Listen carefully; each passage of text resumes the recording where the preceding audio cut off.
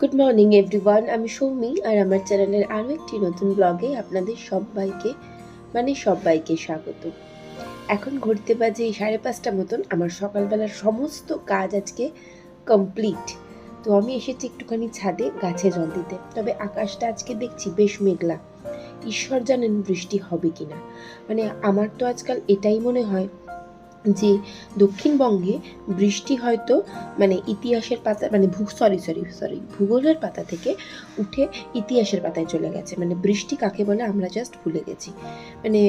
Next generation ভাববে বৃষ্টি সে কি জিনিস, খায় না মাখে, এরকম একটা অবস্থা হয়ে চলেছে।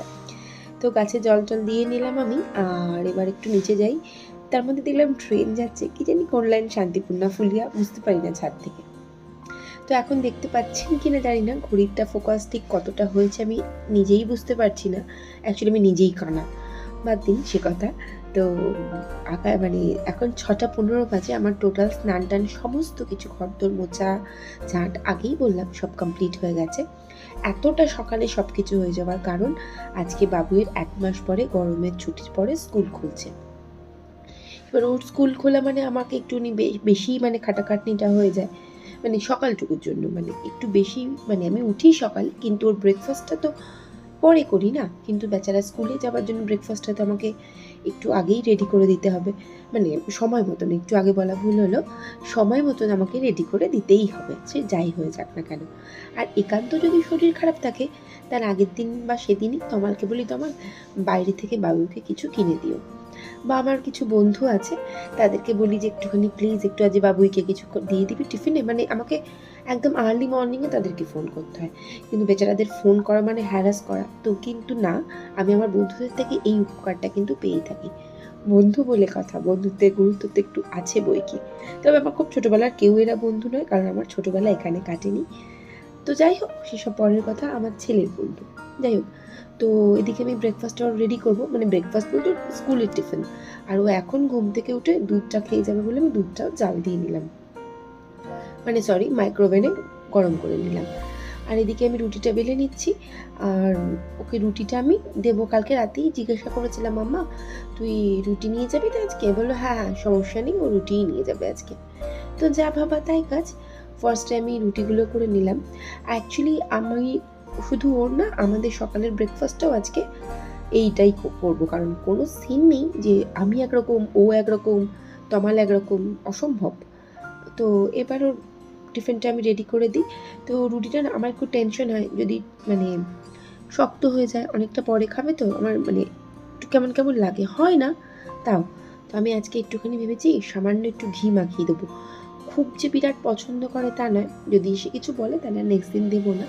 তো আজকে তো আপাতত দিয়ে দিই। তো এবার আমি রুটিটা রেডি করে দিলাম।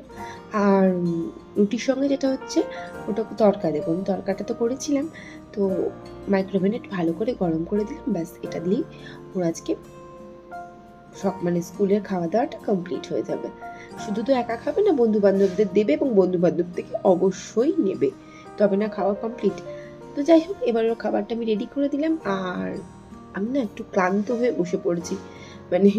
সেই সকালবেলা উঠেছি, আজকে আমি 4:20 ঘুম থেকে উঠেছি। তো উঠে এত কাজকর্ম করেছি, এবার একটু শান্তিতে বসে 1 কাপ চা খাবো। তবে এখানে আমার শান্তি শেষ নেই। আমি মনে মনে ভাবছি যে বাবুই কখন স্কুলের জন্য বেরিয়ে যাবে, আর আমি একটু ধুপুস করে শুয়ে পড়বো। তো শুয়ে থাকবো খানিকক্ষণ, তারপর দেখা যাবে। তো আপাতত চাটা খাওয়া কমপ্লিট করে ফেলি, আর তারপরে দেখি। বাবুই এখন রেডি হচ্ছে। তো ওর দুধটাও আগেই চুমুক দিয়ে খেয়ে নিয়েছে। তো রেডি হচ্ছে, তমালও রেডি হচ্ছে, কারণ তমালই ওকে ছেড়ে দেবে, প্রত্যেক দিনেরই এটাই কাজ থাকে। তো এদিকে দেখছি কোমরের মধ্যে বেল্ট ঝুলিয়ে হনুমানের মতো ল্যাজ বানিয়ে ঘুরে বেড়াচ্ছে। এত দুষ্টু ভাবা যায় না। মারও খায় তেমনি, দুষ্টুমি করে যেমন। এত বড় ছেলে, সবাই বারণ করে মারিস না। মারবো না মানে কি, মারবো না মানে কি? না মারলে আবার ছেলে পিলে মানুষ হয় নাকি? ওই সমস্ত আমার মনে হয় যে গুরুজনেরা হয়তো বলবে না মারলে কিছু হয় না, হয়তো ঠিক কথা, গুরুজনদের কথা ভুল নয়। বা সাইকিয়াট্রিস্ট যেসব গুরুজনেরা আছেন তারা বলেন যে বাচ্চাকে মেরে মানুষ হয় না, কথাটা হয়তো ঠিক, কিন্তু আমার স্যাটিসফ্যাকশন আসে না।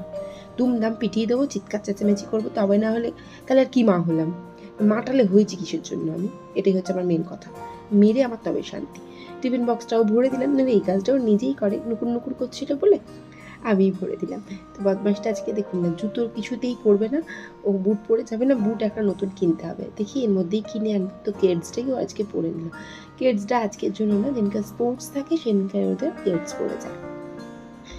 এরপর বেরিয়ে গেল, আর আমি ওকে বললাম যে বাবা লক্ষ্মী বাচ্চা হয়ে থাকবে কিন্তু। যে এই কথাটা বলেছে, এই যে মুখের এক্সপ্রেশন ছিল এইটা, মানে ও নাকি লক্ষ্মী বাচ্চা হয়ে স্কুলে থাকবে, এটা তো সম্ভব নয়, কোনোভাবেই সম্ভব নয়। তো বাবুই বেরিয়ে গেল, আর আমিও সোজা চলে এলাম। আর ওই যে বললাম তখনই যে আমি একটুখানি এবার একটু শোবো, আমার আর কিছু ভালো লাগছে না। এই যে ফ্যানটা চালালাম, আর এই যে আমি শুলাম, আপাতত আর উঠছি না, পরে দেখা যাবে, এখন একটু শান্তিতে শুয়ে থাকবো, ফোন ঘাটবো, যা পারি তাই করবো। না, শুয়ে আছি, দেখছি আমি কেমন একটা অদ্ভুত আওয়াজ হচ্ছে, তাড়াতাড়ি তাড়াতাড়ি করে একটুখানি ছাদে যাই, উড়ে তেরি দেখি বৃষ্টি হচ্ছে। মানে আমি সকালবেলা ওরকম যাতা করে মনে মনে ভেবেছিলাম মনে মনে বৃষ্টি হচ্ছে, কিন্তু সত্যি কথা বলতে যত বৃষ্টি হোক আর যাই হোক, এরকম বৃষ্টিতে কিন্তু গরমটা আরও অনেকটা বেশি লাগে। মানে 5 মিনিটও ঠিক করে বৃষ্টি হয়েছে কি না হয়েছে তার ঠিক ঠিকানা নেই। তো বৃষ্টি মিষ্টি দেখে আমি ভিজেই নেমে এলাম নিচে, আর এবারে পেয়েছিল একটু খিদে, তো ওকেও যা দিয়েছি আমিও সেই খাবার নিয়ে বসে গেলাম খেতে। আর তমাল তো খাবে না রুটি, ওকে করে দেবো, মানে ও খাবে বলতে, মানে খাবে না বলাটা ভুল হলো, ও হয়তো কি বলে ছাতু খেয়ে নেবে, ছাতু দিয়ে মানে জল দিয়ে আর একটু লবণ দিয়ে মেখে দিলে খেয়ে নেয়, বা গুলিয়ে দিলে খেয়ে নেয়।